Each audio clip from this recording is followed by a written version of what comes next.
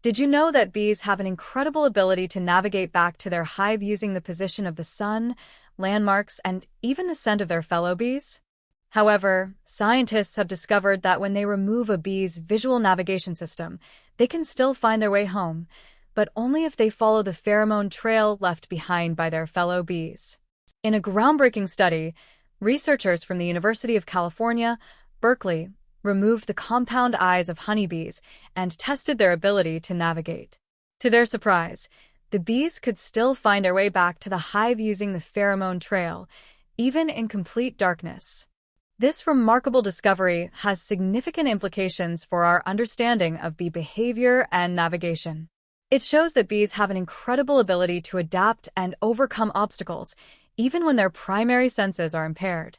So, the next time you see a bee flying around, remember that it's not just their eyes that help them navigate, it's also their incredible sense of smell. What's next? Take away the bee's sense of smell and see if they can still find their way home using other methods. Would you like to see a study like this done on humans? Share your thoughts in the comments below.